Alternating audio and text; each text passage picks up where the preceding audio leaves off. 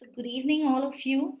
A very, very warm welcome. Good evening, good morning. I'm sure we have an audience from across the globe. A very, very warm welcome to this workshop on emotional wellness.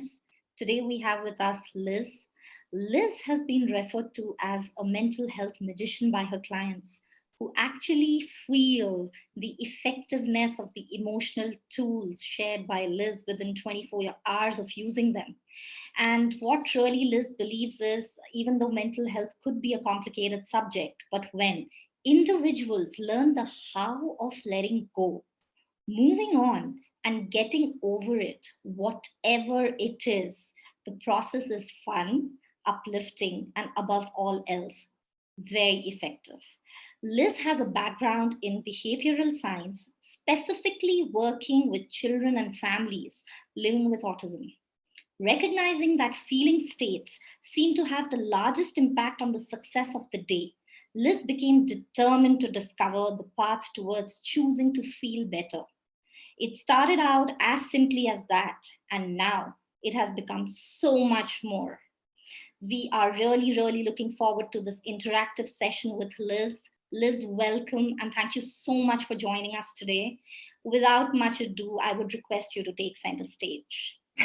Over to you. Thank you so much. And as you mentioned, this is definitely going to be interactive. One of my favorite things, if you guys feel comfortable, is to see your faces. I want to be able to connect with you kind of face to face if possible. So if you feel comfortable, please go ahead and show me your video. And with that, I will go ahead and start my presentation. So here it is. Ha. I had it up a second ago. Can you all see my screen? Yes, Liz. Don't look yet because it's a mess. All right, we're getting there. So let me introduce myself. I am Liz. This is me and my family at the beach enjoying our socially distanced meal by the ocean. My husband, Matt, works in tech, and my son, Joshua, is about to be 12 and absolutely hates how much time he has to spend with us. We all came from the state of Maryland, but we moved across the country in 2009. And we lived in California until 2016 when we traveled back across the country to live in North Carolina, where we intend to actually stay for a while. While I was in California, I earned a master's degree in forensic psychology, certification from the Board of Behavioral Sciences, and a list of credentials specific to techniques related to behavioral disorders, which is really helpful because we also have this sweet thing. His name is Monster, but he's actually kind of amazing. And we also live with these two guys, and they are cats. That's about all I'm going to say about them. But we're here to talk about emotions today and how they relate to other areas of our life. So let's dive in. We're going to start off today by asking a simple question. What is emotion? Once we get to the bottom of that, we can start to have a better understanding of how we can use our emotions to prescribe our futures, to capitalize on those aha moments and increase their impact. We're also going to start to take action regarding our behavioral patterns rather than just accepting that this is who we are. So once we re-understand emotions, we can actually start to relax. We can stop worrying about the past and start to smile when we plan for a future that we actually know we can achieve, but not until we get it. So this is how we start. What is emotion? Now, this is our first part of the interactive part. I would love to hear from you. What do you think emotion is? What does it do? How do we know it?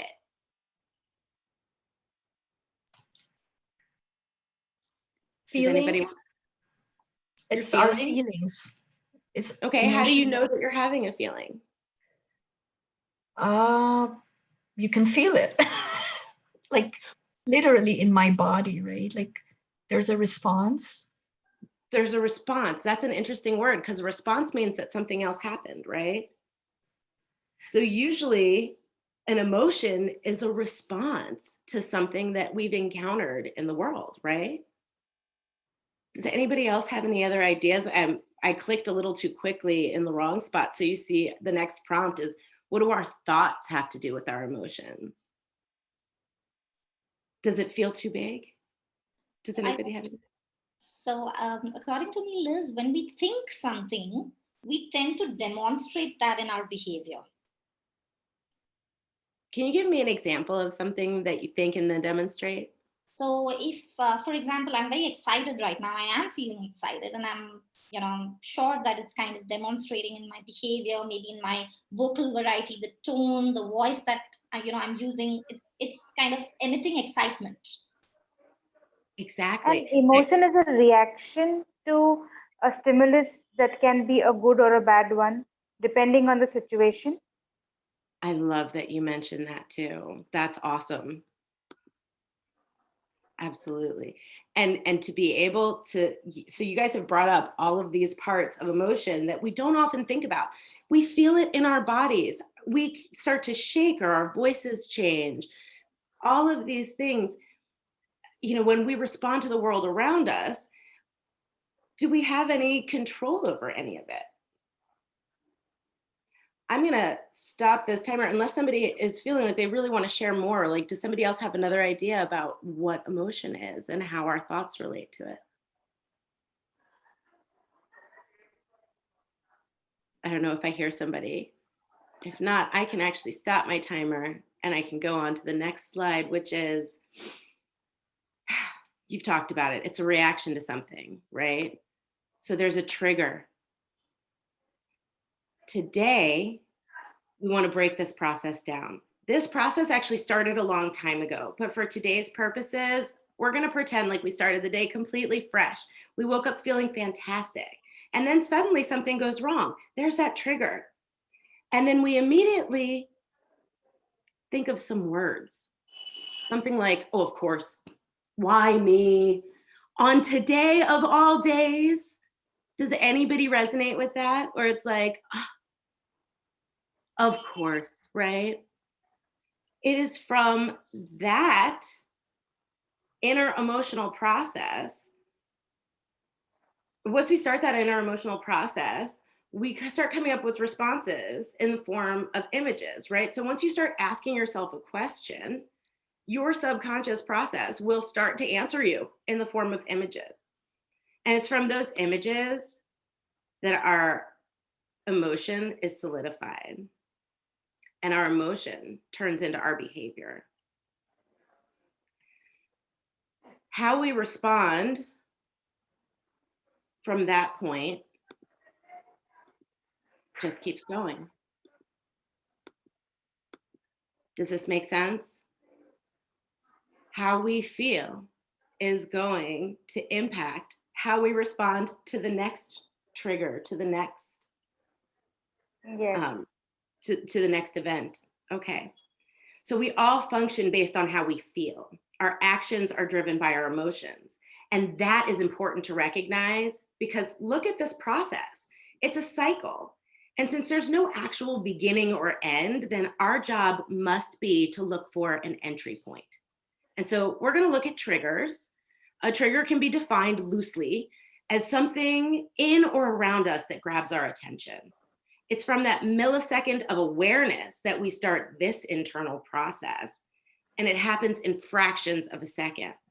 So I like to use this example. Of course, I'm not sure many of us are doing much of this now, but you're driving on the highway and someone cuts you off. Simple. It happens to everybody, right? What do we think when somebody cuts us off? Some people go to one end and go, who do you think you are, right? The other end is, what am I, invisible? Or And one then is simply in a shock that somebody gave him or her a overdrive with a lot of speed. yeah, we can be, but I mean, even that, what's the thought that comes to your mind? Why is he in such a hurry?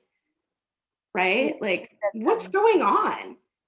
And as soon as we start thinking those thoughts, asking those questions, our internal process just starts going. And you see on this screen, it just goes. The next person that you run into, what are you going to, or I mean, when you see, right? Are you going to say, I can't believe this guy who just cut me off on the road? It was crazy. Or are you going to be able to be fresh and say, oh, I'm so glad I'm here? So someone cuts you off on the road. It begins with the action, the trigger, but then the internal process starts with those words, that thought. And then it quickly cascades into us, honking our horns, flipping them off, flashing our lights, clutching our steering wheels, screaming, or worse, right? Becoming super aggressive ourselves. And here's where things get tricky, because the outcome of those repeated exposures to those triggers is that they become our habits. One that moves at a rate much more rapid than our intentional thought process. These become our patterns of behavior, and they all begin not actually with the trigger, but with that immediate initial thought. So if emotions are actually part of a process or a cycle that begins with thinking, we probably want to look at some other questions. What do our thoughts do for us? Does anybody want to venture a guess here? What's the purpose, the function of our thoughts? If I may, Liz, thoughts drive us to feel in a particular manner. They certainly can. So what about the thought? Like when I think about a thought that would help us, that would drive us to feel something, it might be narrating for us, right? It might say, well, this just happened, and now this happened. Now I feel kind of yucky, right? So it might narrate for us. What else do our thoughts do for us? What do they help us with? They can actually paint the picture in our mind, the mental picture. They can absolutely create for us. I heard somebody else wanted to mention. Yeah, I was wondering, like for me, sometimes I think it helps me make sense of my world or my or what just happened. I think that's what the thoughts are doing. The thoughts. So it's kind of a combination of like narrating and informing, like all of these things happen and I can put them together with my thought process. Does anybody else have any other ideas? They are like short one-word stories that make you remember that at this point of time, this particular event happened with me, and so therefore, in the future, maybe you know that you took the driving example. I might just get out of my house a little bit earlier to reach my destination, and that cut wouldn't happen again. So they anchor us in a situation that we want to learn from. That is incredibly beautiful. Thank you so much. Are our thoughts always correct, true, and helpful? So now what happens if they're narrating for us, if they're informing for us, if they're creating for us, and they're not necessarily correct, true, or helpful? Like how often have we spun out of control because somebody did something and we started assuming it was because of us? Come to find something catastrophic happened in their life. Oh, that feels so much better. But I worked myself up because I was so concerned, right? Because my thoughts were feeding me information that wasn't necessarily accurate. So we have to be careful. Are our thoughts within our control? No, we do sometimes exaggerate on something that happened with us, which is more than 80% of the times because we are creative talkers and we make stories. So that is how things, I mean, escalate a little outer on the outer boundary of the situation.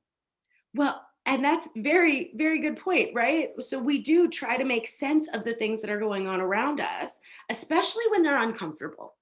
When we're uncomfortable, and I'll talk about things in terms of low and high frequencies of emotion. I haven't done any kind of frequency tests, but I'm just thinking, I use those words instead of negative and positive because that doesn't work as well. But when we have those low frequency, when we've been hurt by somebody, right, we do try to make sense of it. And we will create a story that isn't, like we've said before, not necessarily accurate. And especially when we're feeling hurt or angry, it is very challenging to control our thought process. Every time we're not focused on something specific, our thoughts will wander back to that place of pain.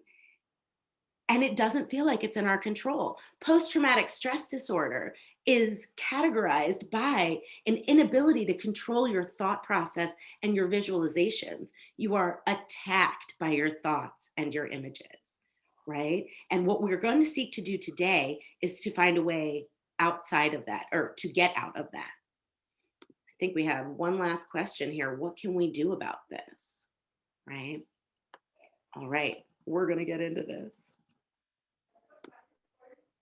What did we talk about before? How do we define emotion? How do we recognize it?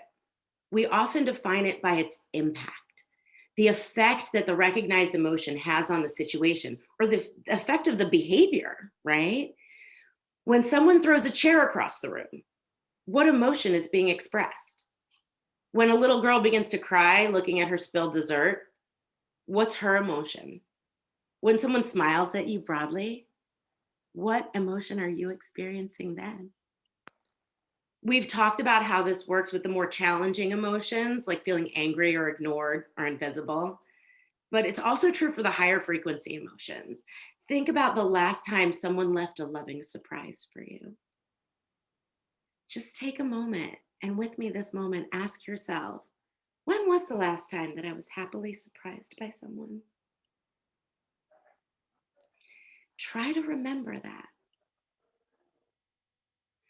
Now I want you to look at somebody else on this call and see what happens.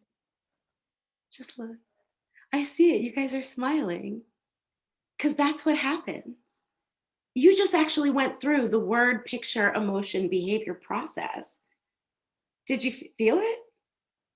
Like, that's kind of cool, right? So the information that you can get about other people's emotion, did you want to say something? Was that pretty cool? So the When you said information, that, just I'm sorry, go ahead. when you just when you just like, for example, said that, just think that somebody gives you a broad smile out of nowhere. The thought that came to me was of my last crush that happened to be a film star in the industry, and then now he's no more there around. So that is how it made me smile, sort of.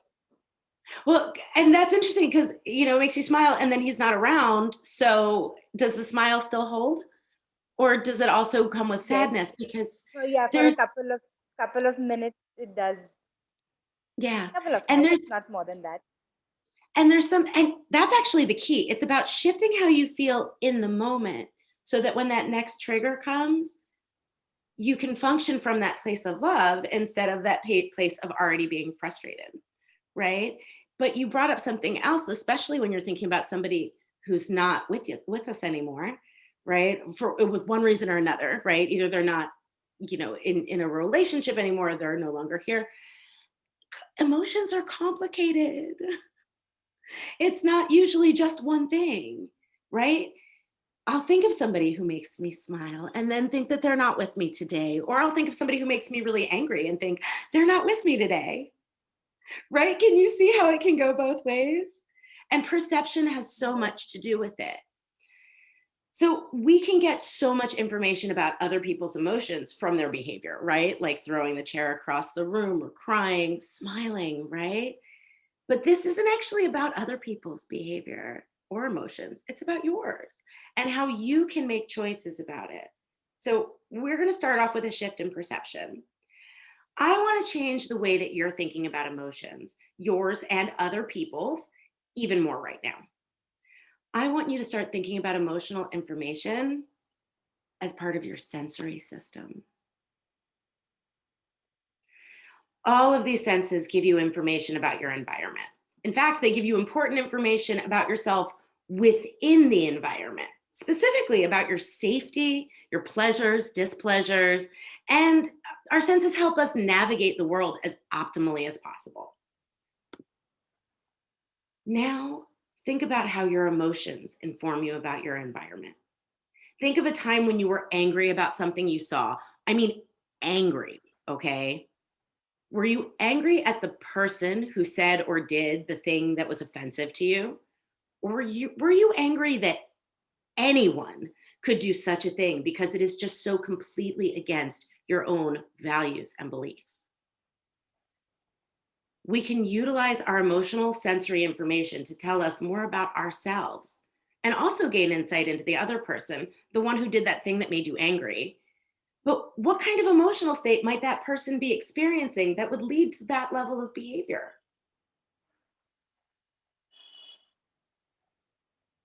This is not for us to fix the world.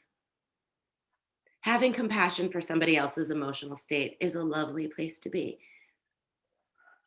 But if we can focus on ourselves, a whole lot of troubles can simply fade away so that we can actually focus on what's important.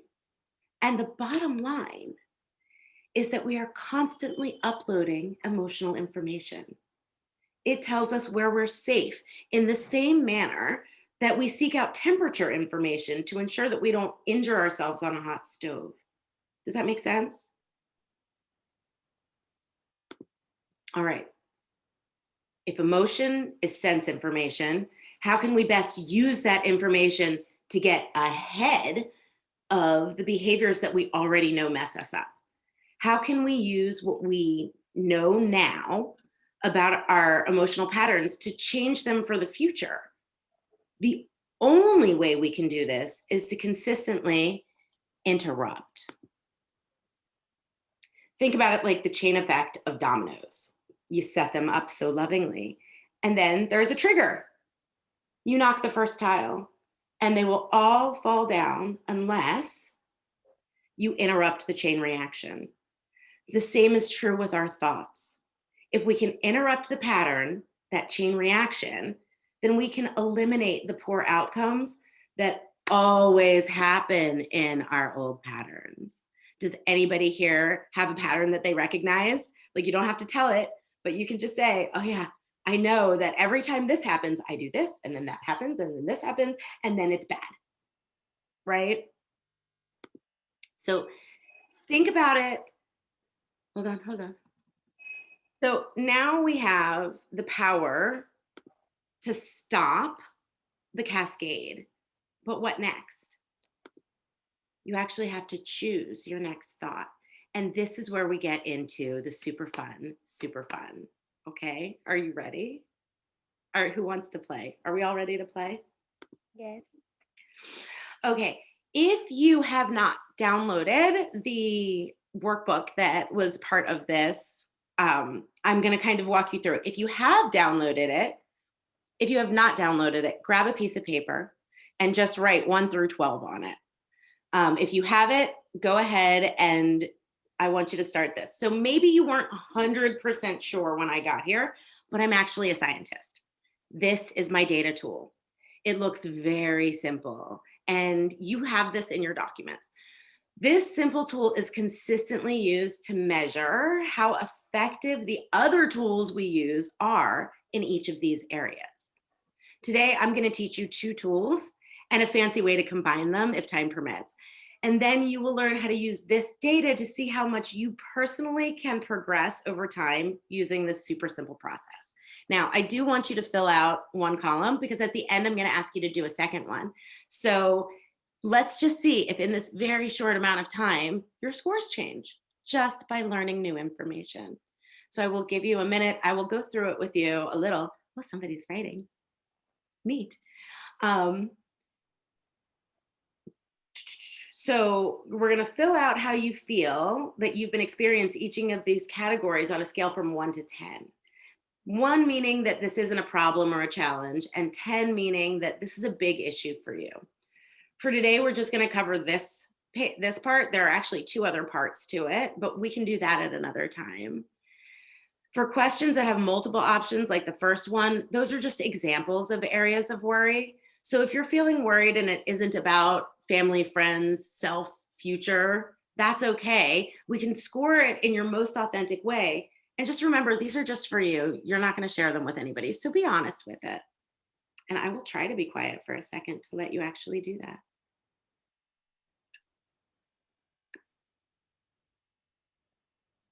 And then if I can get some nods when you guys are done.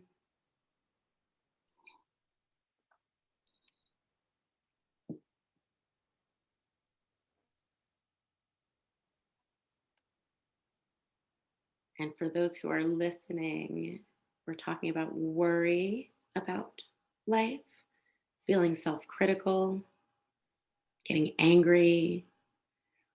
The good night's sleep, if you're waking up because you're having arguments with other people, if you're not able to fall asleep because you're running through things in your head, we're talking about emotional issues of sleep. Feeling sad or that the future isn't bright. Thinking of yourself as a failure. Having lost interest in the things that were important to you before. Feeling overwhelmed. And then again with your appetite, this is, I'm so upset I need to eat, or I'm so upset I can't eat anything. We're talking about emotional eating. Trouble making up your mind. That's a big one. And it's kind of funny because people are like, I don't know if I have trouble making up my mind. It's okay. A 5. Feelings of hatred. Those are really strong. And then that last one, look at it closely. Do you feel that life is not worth living? 1 means I don't feel that way at all. And 10 means, yeah, this has been a really tough life.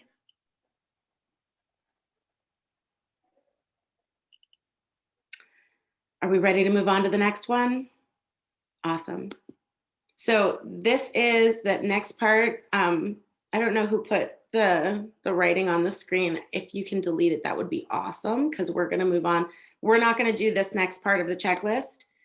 I want to take you in now to the next part. So when participants do the daily work, we see those scores drop into the 1s and 2s in remarkable amounts of time.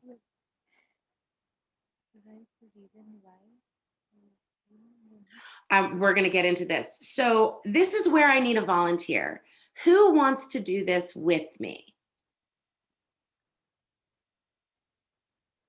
Yay! Okay, so I'm going to take you through this. Thank you so much for being our volunteer for today. And I want to just be clear.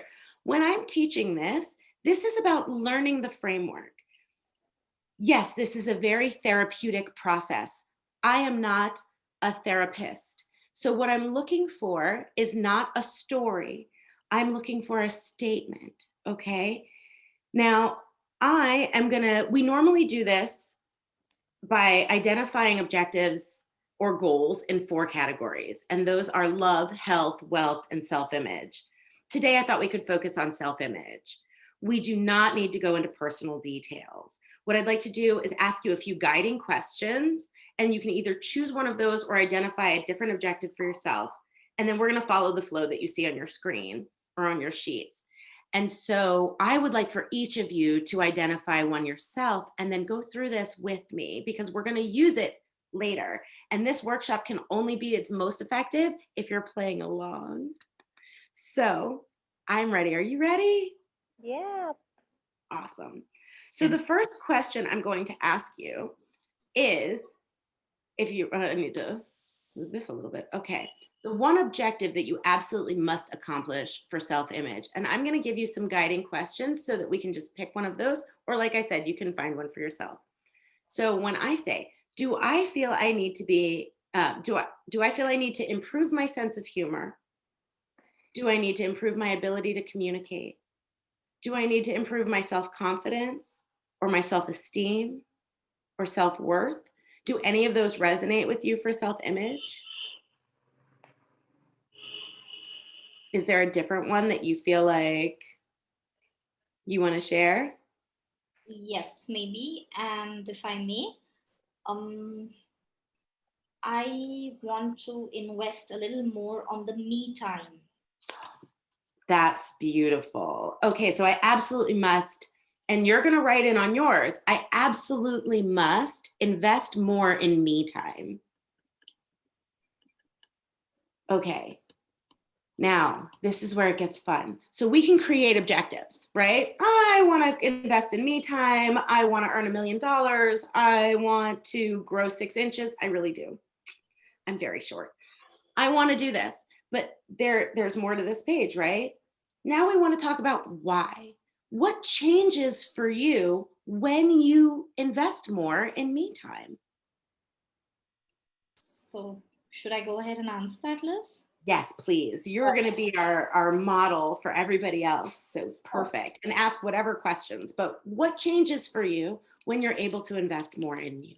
So, when I'm able to invest more in me, I find time to read, I find time to journal, I find time to introspect, which otherwise is lost in the busy day that I have. Okay, so what I'm hearing you say is that there are things that you'd like to do that you don't feel you have time for. And investing in yourself, the word you used was you'd find time. But when you invest in yourself, it sounds like you would make that time a priority. Yes, I would. And that is Okay. in my mind that I want to make it a priority, but I'm having conflicting priorities. We're going to get to that. Don't get ahead of me. So, this statement right now is I will create the time to do the things that are most important to me, right? I will create the time. That's the reason. Well, the reason, let's take that back a second. When you do those things for yourself, what changes for you? I am able to spend time with myself, which I'm Right. otherwise devoting to other priorities which are important for me, including this one. So I'm not able to rank the priorities. There are a few priorities which fall under the same category of importance. Okay. So then the reason that you want to be able to have invest more time in you is so that it will be easier to prioritize the other parts of your life. I'm guessing so. Okay, so then let's write that. It will make it easier for me to prioritize the other parts of my life. And our word choice is really important here. So it will make it easier for me to prioritize the other parts of my life or the other important elements in my life. So that's the second part of this like objective setting. Now we're going to go into that old thought process. What do you think you absolutely must do in order to accomplish this? What would you have to do to make this happen? I will have to chunk my day in a manner in which I'm able to even have this as an important compartment. Okay, so let's just write that. I will have to chunk my day. And I mean, it kind of sounds like I heard an implied word in there. I will have to rigidly chunk my day, right? I have to follow this schedule rigidly. Does that feel good to think about it like that? I want to prioritize me time. I'm going to have to be rigid about it. It does feel good in my mind because this is what I want to accomplish, Liz. But when I look at reality with a 3.5-year-old and a full-time job, Okay. And this is okay. So now we get to that next one. Why haven't you done it yet? Your excuses. A I'm, 3.5-year-old. I'm choosing. What's that? So there's certain choices that I'm making. So it's a choice. It's not like that there's no time. It's a choice. Well, and this is part of this first part of the process, right? So the next, I didn't number them. So we've got 1, 2, 3, 4. We just did the things we absolutely must do. We're going to rigidly hold the schedule. And then the fourth one is to write down the excuses that keep you from attaining your objectives. Now, I want to be very clear because words are important. Excuses are not this mean, pejorative, like, oh, you're just making excuses. They are legitimate reasons for not. Okay? I understand. Completely legitimate. And they are also not the stumbling blocks that we thought they were. And I'll show you why. But let's write down all of those legitimate reasons for not holding that rigid schedule. And you said them. You've got a small child and a full time job. And I believe you're a sister. And that carries responsibilities too, right? We have a lot that fills our day. So write down 2 or 3 things that keep you from being able to attain that objective. You've got them? Yeah. Okay, now I want you to look at that initial objective. I absolutely must invest more time in me.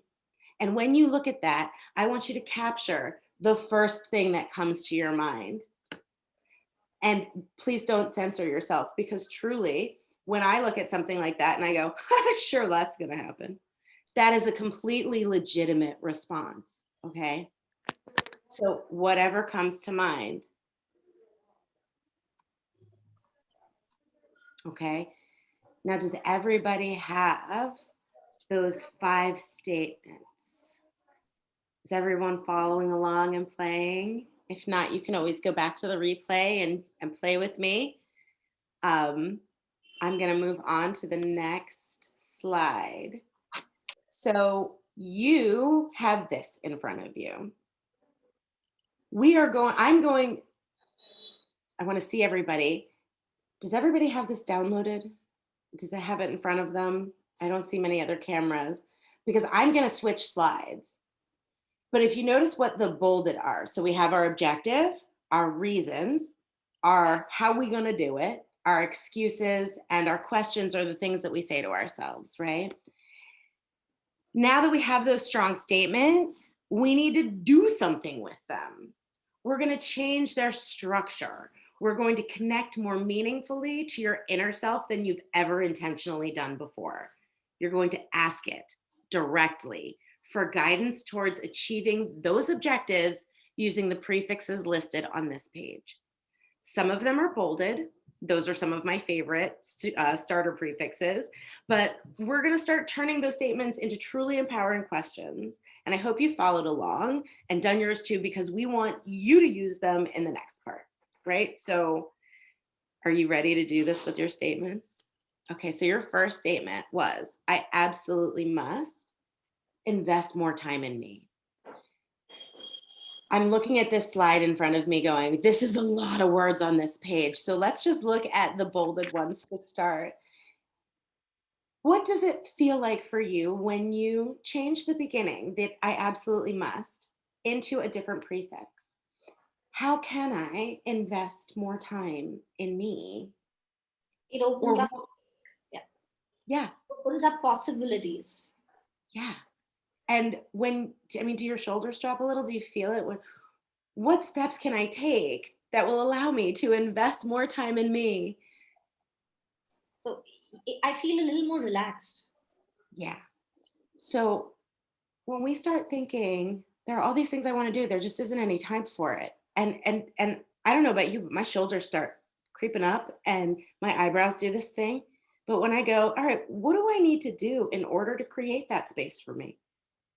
What needs to change in my life? Look, my shoulders went down. My eyebrows went like this.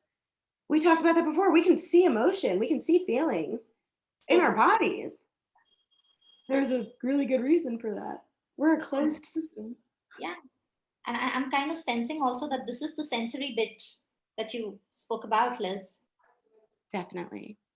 Well, and truly, because when I start saying, I don't have time for this, I'm actually putting myself in danger, as opposed, or in a thought process of danger. I'm putting my physiology into a state of alert, alarm. That's not actually very healthy for us. I know we have functional health coaches here. We know those stress hormones are not great for us. But when we can interrupt it, right? Stop those dominoes and go, okay, but how can I create that space? Everything in the body kind of goes, oh, wait, I'm cool. I've got this, right? So for your first statement to turn into a question, what am I willing to do to be able to invest more time in me? I love that look on your face. You're like, yeah, I got this. Let's go to that next statement. Your next statement was your reason,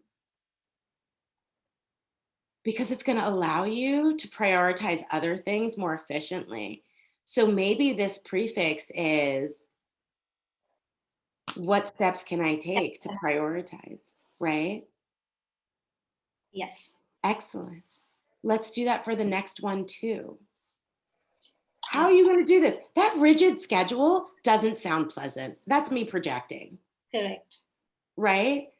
So perhaps this isn't that, what am I willing to do? Right? And I don't know. I don't actually have answers to any of your questions. That's my favorite thing about what I do. I'm here to guide you in asking yourself better questions because you are the only one who has the answers that are Absolutely. going to work for you. Absolutely.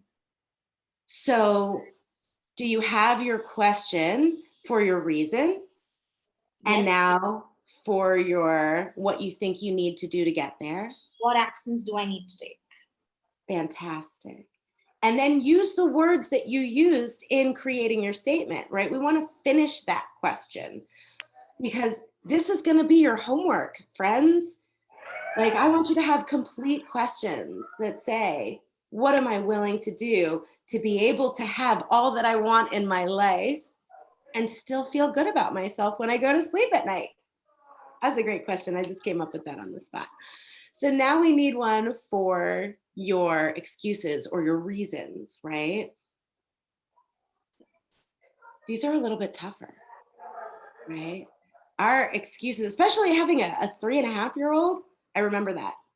Having a 12-year-old is less work up front. It's just a lot more work behind, right? But, I you hear. know, so then what are these excuses? Can we create those questions together? Let's Yes. start with the first one. I think what resonates with me from this list is, Liz, what changes do I need to make? Okay. That's one. How can I use? I think I even like this. The framing of the words. It kind of sends out a stimulus to the brains to think in a more positive manner rather than being hard on yourself.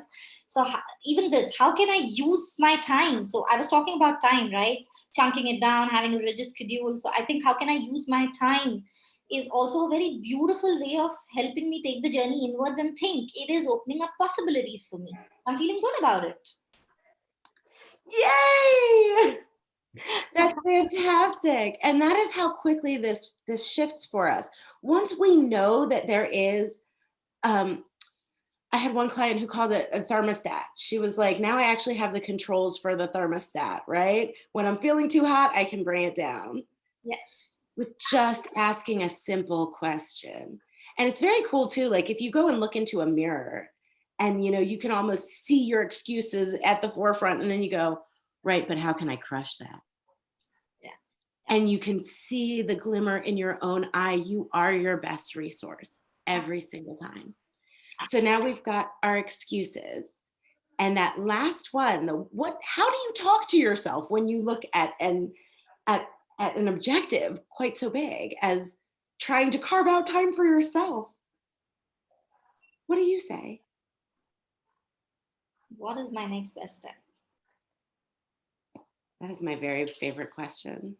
It is like my mantra when I get into sticky situations, and I will say it out loud too. In front of other people, I'll say, okay, hold on. What is my next best step? What is my next best step?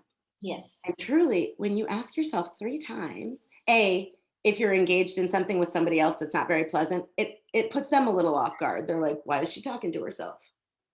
And so that's nice because it interrupts their pattern too, right? And then you can find, for me, it's usually another question like, what is the best solution that will make us both feel good walking away?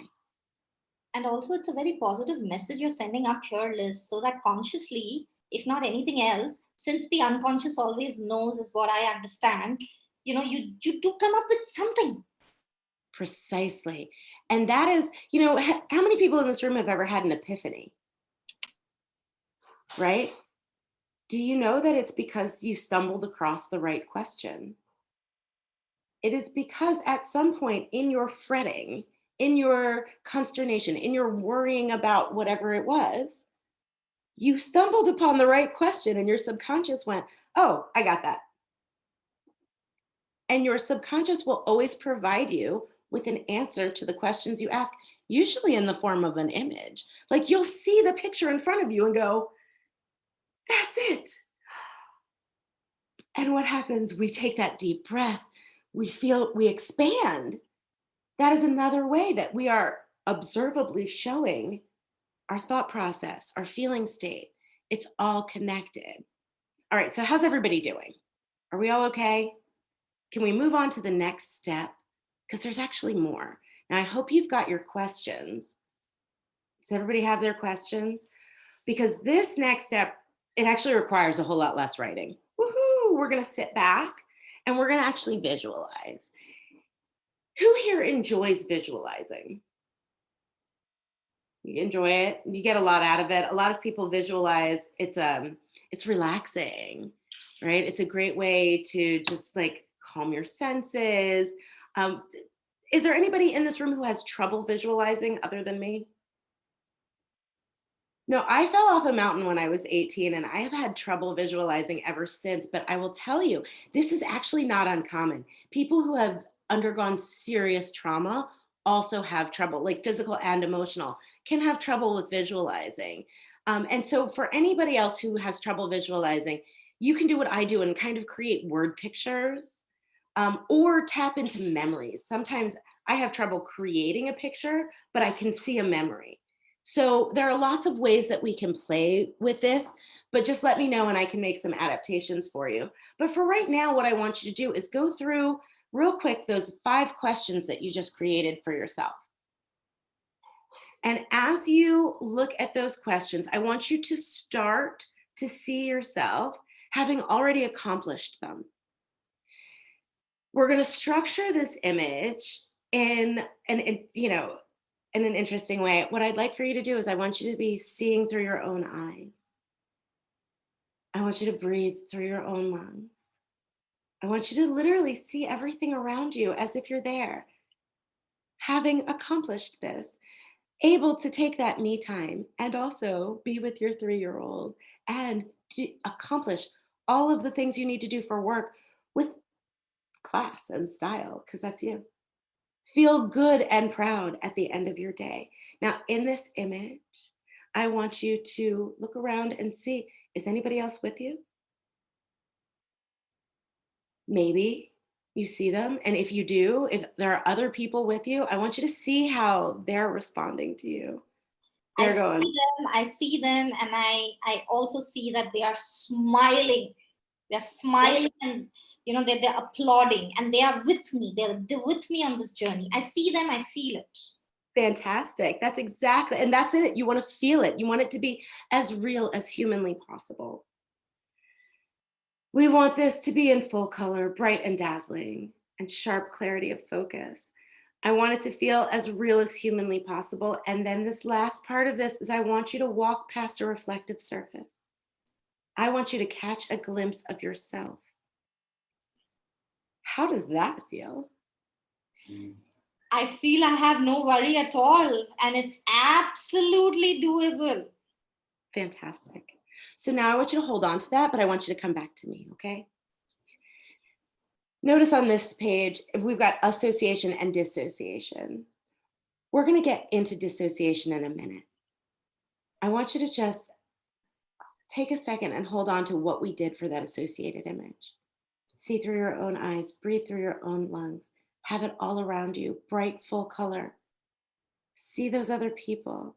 Whatever sensory information you can pull from that visualization. Is there an aroma in the air? Do you hear waves crashing? Touch a tree as you walk past. Yeah. There's a sense of a lot of calm and composure. I was to say from if I could borrow, instead of waves crashing, I saw them calmly recede back. Beautiful. And that's the thing. Whatever works best for you is the thing. Now, so let me ask you, if your child were to now throw a bowl against a wall, would you handle it differently than if you were in the middle of doing a bunch of frenzied things? Of course, I would handle it differently. So how long did it take for you to get into that image? Like a second? Yeah, it's just like, I feel it's now with me. It's me. Right. So this is one of the coolest things about this associated image. Once you create an image and anchor to it, like we've talked about before, then you can tap back into it whenever you need. So when you start to feel your shoulders going like this, feel those gentle waves receding. And you will feel an instant shift, which means that you will function from a different place. Yes. That's the science. So now we're going to move on to that next step. This is where we bring them together. So the stop and replace system is designed to target specific habits, emotions, and behaviors that you personally have identified not to work. I don't care what your brother says he doesn't like about you. It's about what you have decided doesn't work. Okay. So this is what the form looks like. We're going to pick one thing, and I'm going to stick with you for this. Okay. I need to go back to my notes for a second. Thank you. So with this tool, we're going to start bringing things together. And we're going to pick a pattern, a behavior, or a habit that you'd like to address here, remember, in public. So we'll keep it, for me, it was like biting nails. What is it that you would like to work on in this space? I'm just kind of taking about 10 seconds to think, Liz. I can give you 10 seconds to think. I know I threw this at you. I didn't prepare you at all. No, that's okay. There's certain things that I've actually worked on. So I'm just thinking recent. Something that is exactly not being able to figure out something at the top of my mind immediately, Liz. So, Well, I'll tell you, I mean, we can do, and Pooja's smiling. So you have one, Pooja, that you'd like to do? yes, Pooja, please. You go ahead, Niyati. Nothing that comes to my mind at Well, I can tell you, for me, the first time I did this was about being angry. I was an angry, angry woman well into my 30s. And I'm very grateful that these last 20 plus years, I've been able to shed a lot of that anger. And it was specifically through this tool. And so anger, sadness, fear, and if you want, I'll take this one, right? So for me, anger was the absolute easiest. I had a hair trigger. Somebody would say something and I'd be like, all right, so here's how it's going to go.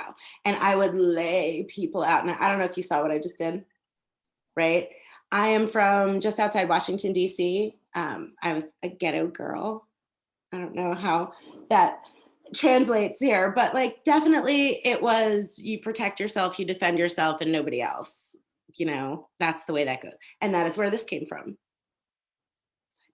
Watch the eyebrow. Okay. So when I did this, I said my absolute must to overcome was being angry. So angry. And everybody can put in their own.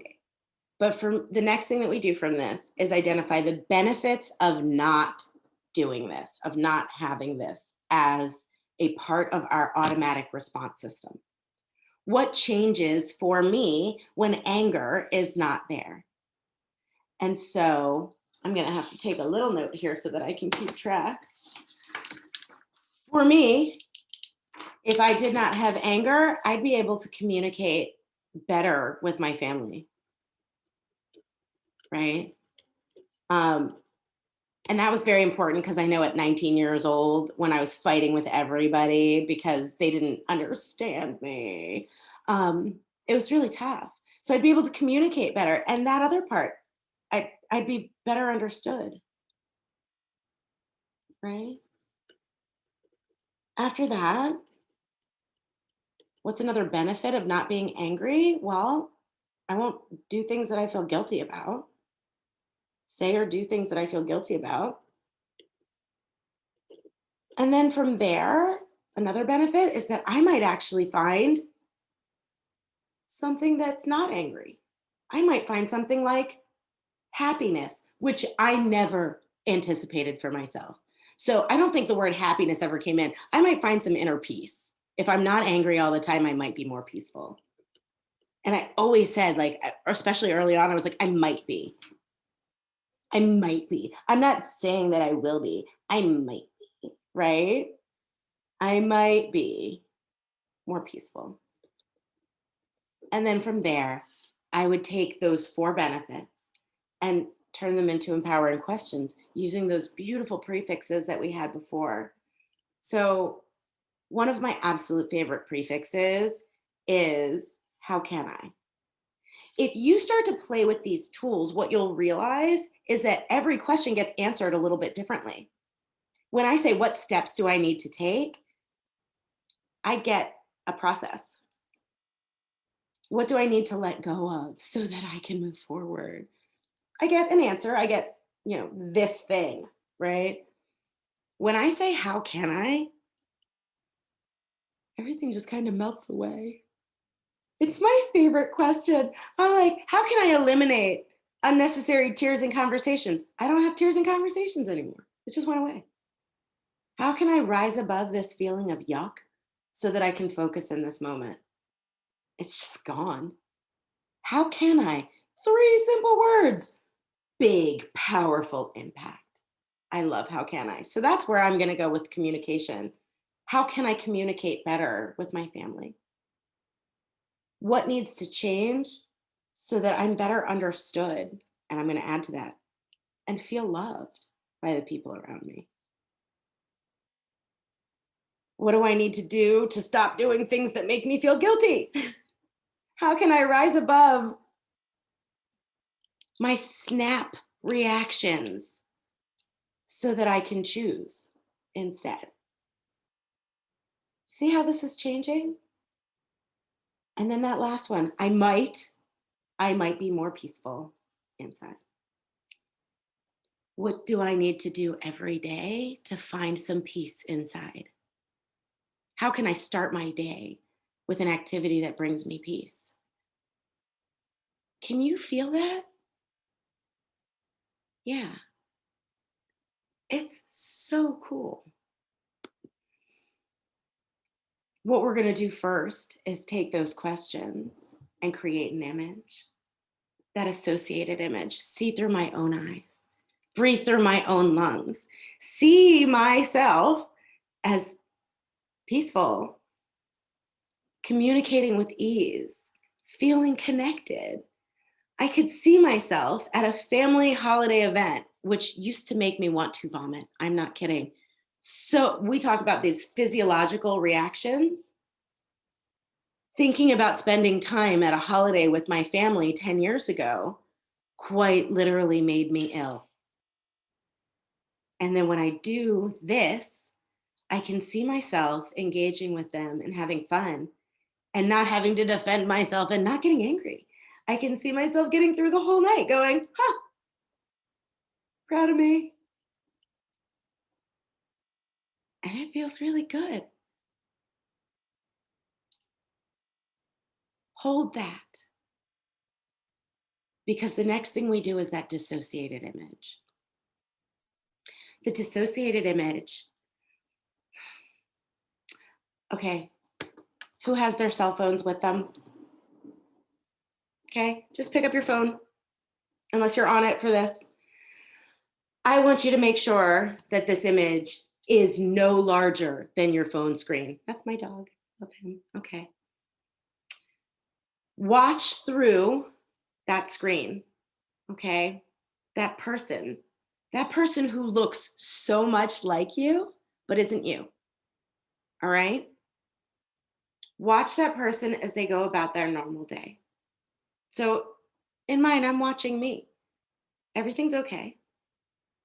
Or that girl who looks just like me, but isn't me. I'm watching her go through her day. And then the phone rings. I have to come for what?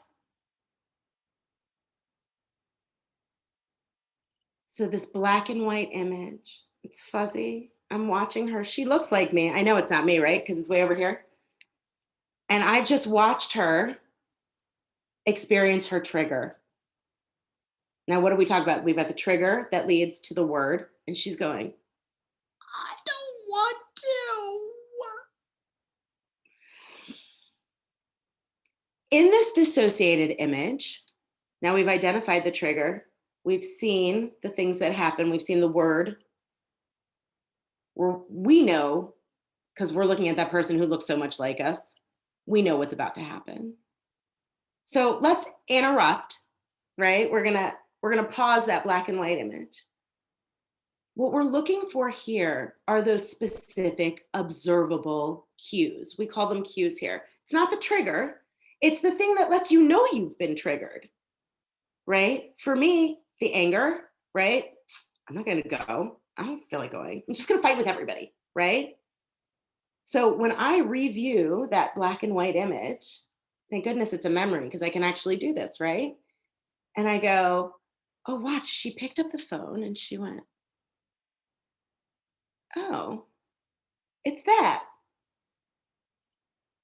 If you notice in this box, we're looking for your cues, not the pattern, right? So when I rewind back and I go, oh, look, that left eyebrow went up and her head tilted, she went like this. Those are 3 early cues, not unlike what we did before. We can stop, we can interrupt even this. So when I feel my eyebrow go up, I can do this. When I feel my head tilt, I can truly write it. And we talked a minute ago about the physiological impact of our thoughts, that we can literally make ourselves ill. That's because there's these feedback loops. I know you guys know this. There are feedback loops in our muscles that lead to our central nervous system. I can geek out on the science. I have promised today that I won't. But the bottom line is that when you interrupt the physiological cues that are part of your pattern, you're interrupting the pattern and you can function differently. We call this step the firefighter. What we did before is our city planner. We're planning for the things that we want. This is where we pull the plug on the patterns that hurt us the most, where we identify those cues and say, I choose to do something different.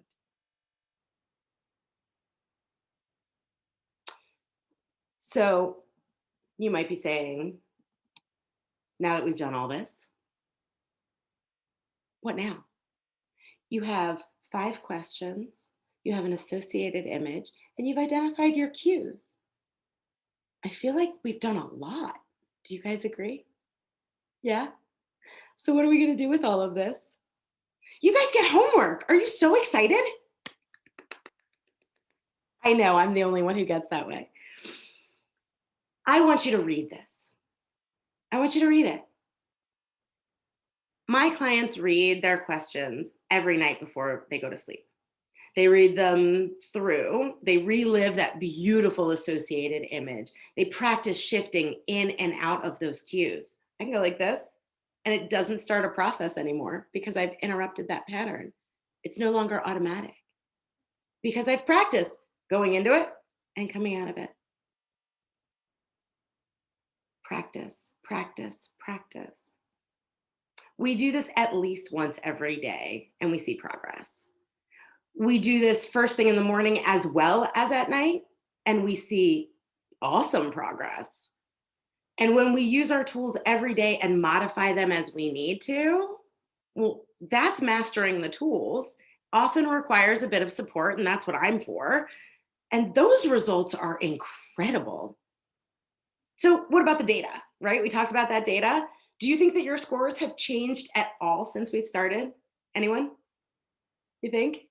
You want to venture a guess? So I want you to try to cover up your earlier scores and then do that data again. See if you haven't gotten a shift in just this very short time together.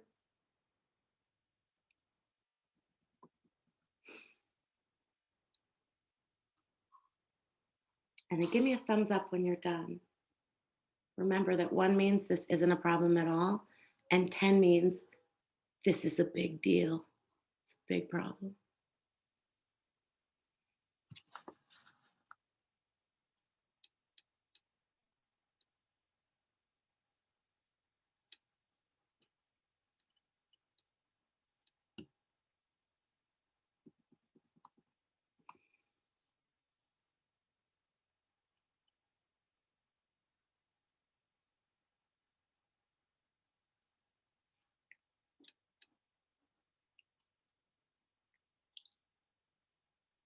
You got it? This is my favorite part. Do you see a difference? Yes. Yes. It's crazy, right? Yes. And this really, I go back to that notion, are our thoughts true, correct? And, often they're not. But our feeling state is always trying to convey information to us. Yes. And if we can look at that as, hey, what are you trying to tell me here? What do I need to know? then we don't have to be pushed around by our emotions so much. And they can be, I don't like to say within our control. I like to say we have a more meaningful connection to them. And speaking of that, when we started, have we talked about the importance of emotional connections yet? Because that was actually the topic that spiraled into this entire workshop. Mhm. Actually, we have been talking about emotional connections this whole time. This connection that we're talking about is to our inner resource, the processes and cycles that show up in those observable ways in us. We just connected emotionally to ourselves. And if you start with yourself, after that, everything else is so much easier. These tools that we played with today are magical. And with precision use, we can make a huge difference in our futures with minimal effort and a whole lot less stress. When we learn to utilize our emotional information in ways that we never did before, we no longer need to suffer through repeating patterns that take us to where we've already been, a place that never really felt great for us. So I tell people that these tools let us live our lives on purpose. We don't get to where we want to be on by accident anymore, hoping that someone will understand or forgive us in our emotional-ish ways. No more. Once we generate new habits in how we connect to ourselves, we set ourselves up for incredible lives. And I think that is where I do the mic drop and say, thank you so much for coming to this workshop. If there are questions, I definitely want to be here to answer them. Nanny, what are we doing next? How do you, I bow. So, yes, Liz, while I feel so good at this point in time because I experienced the shift too, and I got to witness the tools, on me. So, I think indeed you used the right word. It's magic, and we really have that with us. That's the best part. We can control them. And you used one metaphor which I really liked, and I kind of picked up thermostat. So as it's getting hot, pull it down, pull it up. You have the control mechanisms are with you. That's my learning is. So thank you. I mean, it's overwhelming, but we do have a question also, Liz. And I guess while most of it did get answered, but again, it'll be your discretion. So pardon me, I'm just going to read this out from the screen. So it says, a few things happened in the past, and those thoughts overwhelm me and make me extremely anxious. I cannot control my thoughts and emotions at that moment. Is there anything I can do to cope with it? This is a question we received prior to the workshop. That's a great question. And truly, I think, especially when we have this old trauma and that we've developed patterns in, I want to say allowing, but that implies that we have choice in it. And they keep coming, right? The thoughts keep coming. We start to feel like there's something wrong with us. And that is overwhelming and overpowering. And that is where those super simple elements come in. If we are consistent about interrupting. And I have a couple of questions that I think are really good, especially when we're dealing with trauma. We start with, does this thought serve me? And if not, what can I replace it with that will? So I'll just repeat that. Does this thought serve me? And if not, what can I replace it with that will? This does not work immediately for the long haul. In the world of behavior analysis, we talk about something called a behavior spike. Okay, so what we'll have is you put a behavior like this thought on extinction by interrupting it consistently. Every single time it shows up, we say, stop. Does this thought serve me? If not, what can I replace it with? And then you choose that next thought, right? We can go to that associated image, that time when we felt really good. We must do that. And then once we have that, and then we can move on for a minute or two and it comes back, we have to interrupt again. In the world of behavior analytics, what we're looking for are a couple of things. We want shorter duration, right? So I'm not thinking about it for as long. We want a reduced intensity, which means it doesn't hurt as much, right? And we actually want to increase the inter-response time. That means if I used to think about it every 10 minutes, now I'm thinking about it every 30 minutes, right? So when we see the decrease in the first two and an increase in the other, we know that we are making great strides in eliminating that behavior. But it starts with interrupt and choose. Stop. This does not serve me. What will bring me peace in this moment? And now we extend the time between. And that is why it's so important to have somebody who's there to support you with it, somebody who knows this new language, who can say, what can you replace that with that will serve you better? Does that answer the question? Are there any other questions? Yes, I do see a question from Shachi in the chat box, and it reads: in the situation of prolonged illness and constant struggles, how can one create emotional balance? I'm so glad you asked that. I was diagnosed with an autoimmune disease when I was 27. And I don't know if this projects chronic illness is the worst, right? And we all know this. This is like constant pain. And like we talked about way early on, our triggers can also be internal. What is that weird feeling I have inside? Oh, what's wrong with me? That is the worst question we can ask ourselves, by the way. What's wrong with me? Because remember, if your subconscious answers every question that you ask it, but when we're sick, we're constantly asking that question. Can anybody figure out what's wrong with me? And I go back to interrupt. What can I do right now that will soothe this feeling? Because I'll tell you, I've had some really bad experiences with traditional medicine and with doctors who didn't know how to treat me. And and so it got worse. Like that's trauma on top of trauma. And so it may be, what resources can I reach out to that can really get me to the next level? And then you start spooling up that information. What can I do right now that will soothe me inside and out? I love the who can I reach out to, because when we're sick, we tend to isolate. Who can I reach out to? But it is always about recognizing that it's happening and stopping it on purpose. Saying, yeah, I know. And this is not about saying that what's happening isn't happening. It's about fully acknowledging I'm in a lot of pain right now. What is my next best step? That is my favorite question. What is my next best step? Interrupt. Choose your replacement thought. It will have a cascading effect. Did that answer that? And I will just say, I never give advice. Functional doctors, functional medicine, functional.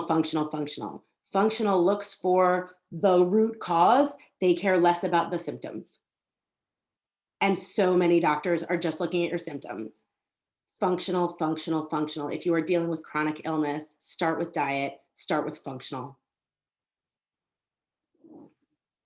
Anything else? Friends, it's an open forum, so should there be any questions? Liz is all yours. Yeah.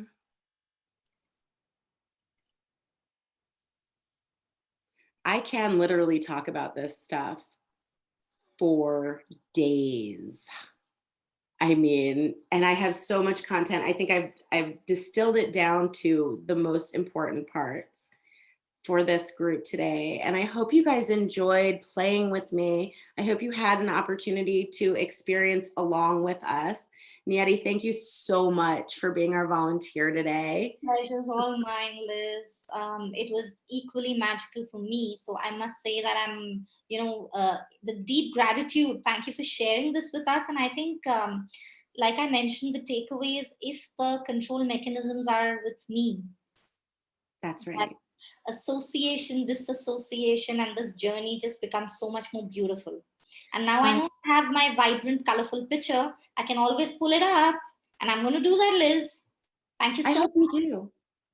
Yeah. And these are like, for me, I always felt like, when I learned these tools, they changed my life. I had talked a little bit about my background working in autism. seeing how our emotional state impacts everything that we do, that was just part of what I did. And I did that for 20 years before I moved into this field. And it was largely because my son got an autism diagnosis when he was 3. That was 20 years in the field. Guess who was angrier? There was no controlling it.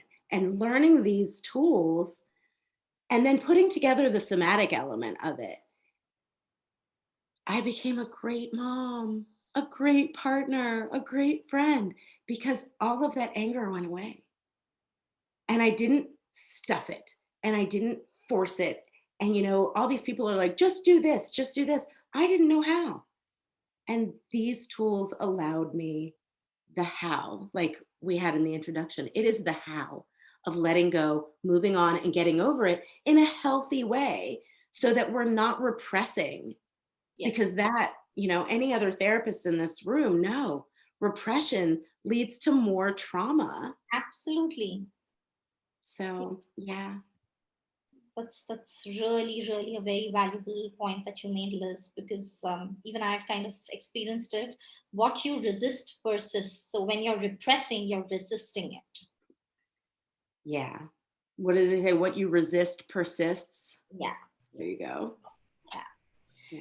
So Yeah, I've known you a while, Liz, and you're one of the happiest people I know. So I know. It's funny because people don't believe me that I used to be this angry. I moved to North Carolina after I had already learned all these tools. So I came here and I was like, I used to be so angry. And people are like, no. There aren't any pictures or videos. Like, truly, for years, I would not allow myself to be captured that way. And now I wish I had them so that I'd have proof. But yeah, this has been an incredible experience for me today, sharing with you guys. absolutely, Liz, and it's been likewise. It's been likewise. Thank you for taking the time out and being a part of this.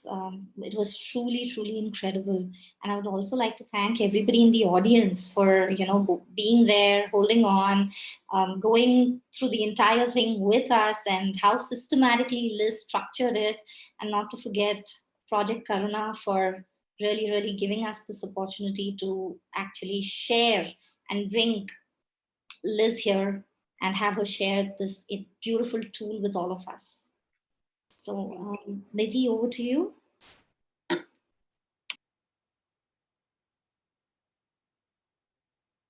What's that?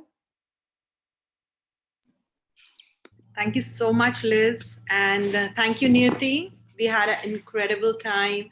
And thank you, all the participants, for your participation. I hope you all have a wonderful weekend. Adios. Bye-bye. Thank you. Thank you, everybody. Bye. bye. Stay safe. Thank you. Bye-bye. Should I hang out here? Thank you. Thank you. This has just been lovely.